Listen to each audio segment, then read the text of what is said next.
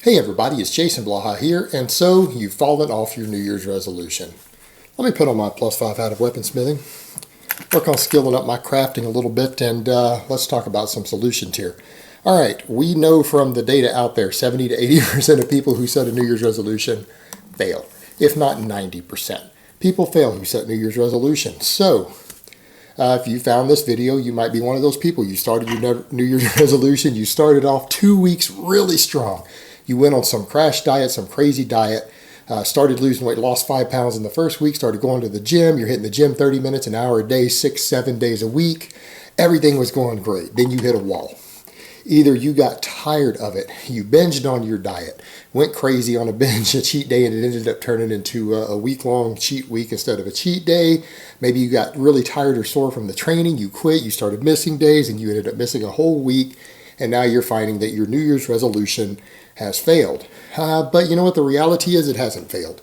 What you have to do is step back and reassess what you're doing and maybe take things in little bite-sized chunks, or a term I'm going to start using a little more called 10% shifts. And the reason I say 10% shifts, it's not hard to change your lifestyle, either some aspect of it, either your diet or your training, about 10%, and do that for 3 weeks straight till it becomes a habit. That's not hard to do. You will barely notice it, and after 3 weeks you'll forget you've even made the change, and it'll just become habit. Some examples. When I first started dating Brittany, when we first got together, and you guys have seen her transformation, she was a mess. She had been training really hard. I had actually lost quite a bit of weight, like January, February, whatever, March. We got together in May of that year. She wasn't able to exercise. She hadn't exercised for a month, hadn't been able to really get to the gym. She had a minor surgical procedure, which really kind of laid her up a few more days. She had problems with her shoulders from her hairdresser work, causing some problems, some irritation. We had problems with her hips coming in and out of the sockets. She had all sorts of problems that we had to rehab.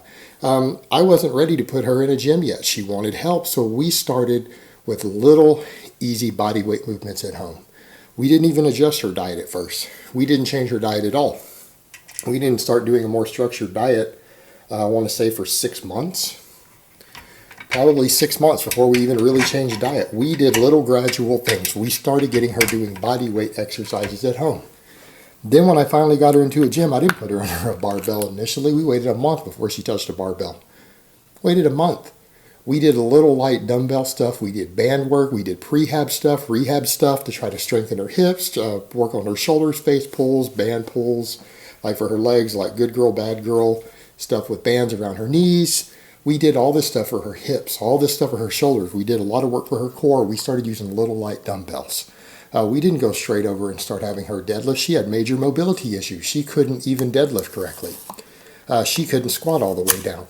We had mobility problems with her hips, all sorts of things. We had to build all of this stuff up slowly, little steps at a time. And yeah, you guys have seen her deadlift 185 for 5 reps over a year later. Well over a year later she does that, but she didn't start that way. She wasn't able to. It would have been too much, and people don't stick with stuff that's too much. So what I recommend for those of you who have failed at these things, step back and reassess this. Step back and reassess this. How about you get back to the gym and do some resistance training 2 days a week? Why don't you set 2 days, say Monday and Thursday. Get back in and do a little bit of resistance training. Maybe you're not ready to handle barbells. Maybe you're not ready for free weights yet. You need to eventually get there if you want to get truly fit. All you can handle is some cable stuff, some light dumbbells, a couple machines. Okay, get in there and work on that. Work on your flexibility. Work on your core. That's all you need to do 2 days a week. 2 days a week.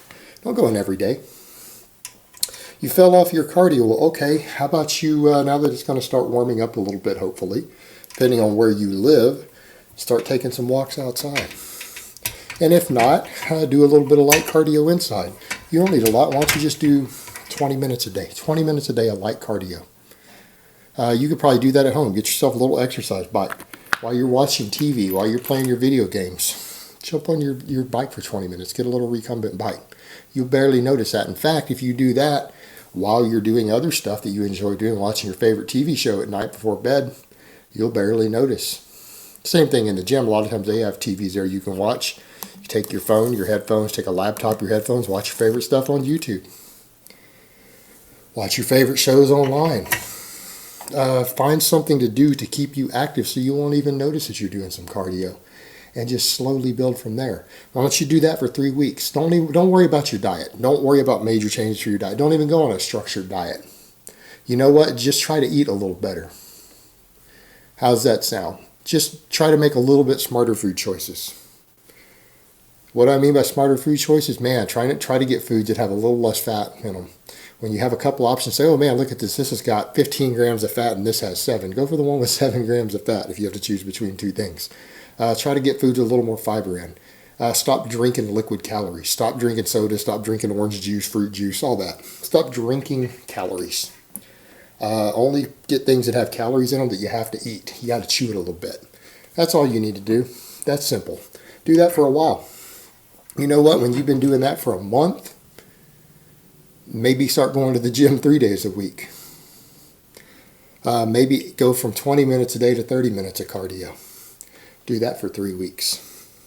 Do that for 3 weeks. Just get to the gym 3 times a week. Monday, Wednesday, Friday, Monday, Thursday, Saturday, whatever works for you. I don't know what works for your life schedule. Get in there 3 days a week. Do that for 3 weeks straight. Then increase your cardio to 30 minutes a day for 3 weeks straight after that. You know what? Then, after you've made all those things, little habits, little minor changes in your life, that's not big changes.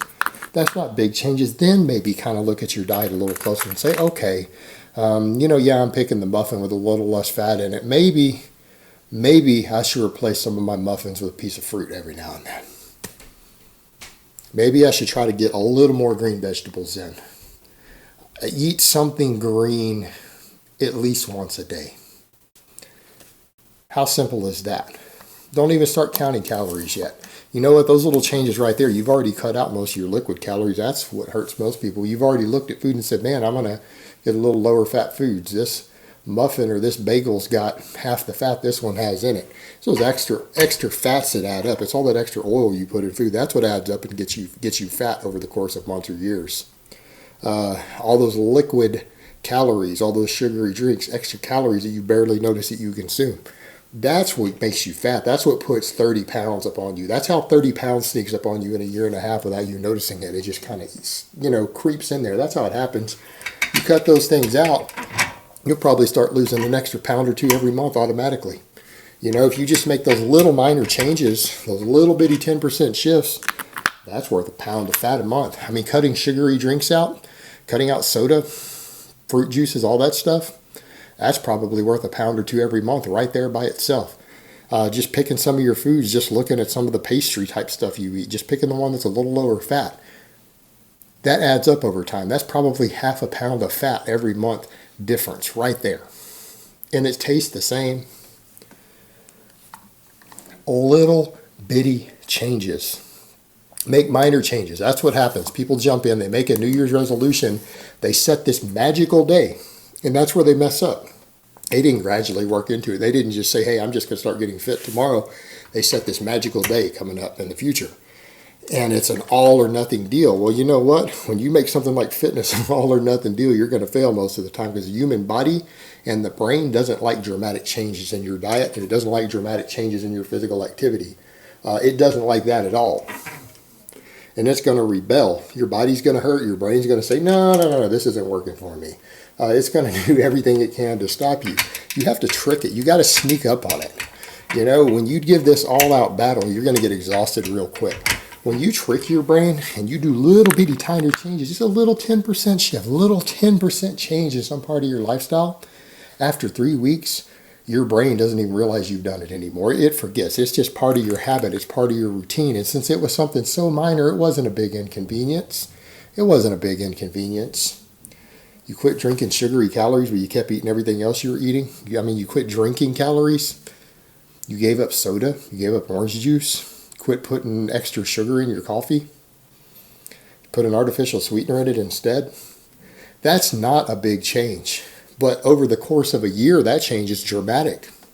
But once you start doing it for 3 weeks, it just becomes habit. It becomes a habit. When you get into the habit of trying to eat something green every day, it's a little bit annoying at first, but you can cope with it. Try to eat a little bit of green vegetable, something that's a vegetable every day. A little bit. That's not a big deal. You barely notice, and after 3 weeks, it becomes part of your lifestyle. It becomes habit.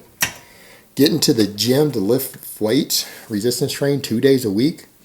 Anybody can find 2 days a week where they slip in for 20, 30 minutes to exercise on their way home from work, on their lunch break. Anybody can pull that off 2 days a week. You don't even notice. You won't even get sore from that generally after you've done it a couple times. You quit getting sore.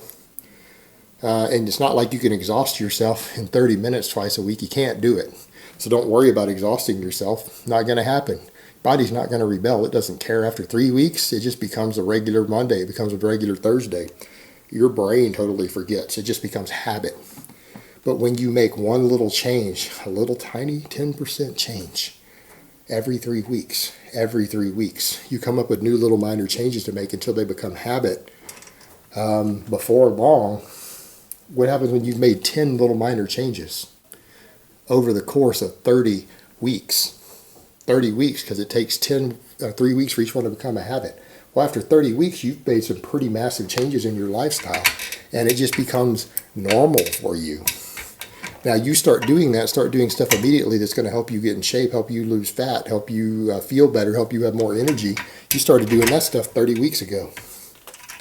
That's going to start adding up, and each little new change you put in is going to add up just a little bit more. Now you get to that 30 weeks and you've got a pretty decent lifestyle because you've made 10 minor changes spread out over time. They've all become habits. They become normal for you. They just become part of your day-to-day life.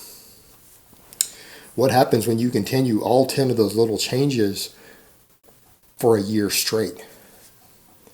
Well, you're probably at that point going to see a dramatic change in your life. You're going to see a dramatic change in your body fat. You're going to see a dramatic change in your body composition. You're going to see a dramatic change in your energy, your strength, your mood. It's going to be dramatic. I mean, that is life-changing. But if you do it with little tiny shifts in your behavior once every 3 weeks until they become a new habit, you barely notice that you're putting in the effort. And it feels like you're not putting in the effort. That's why people don't want to do things like that, because they want to feel like they're putting in effort.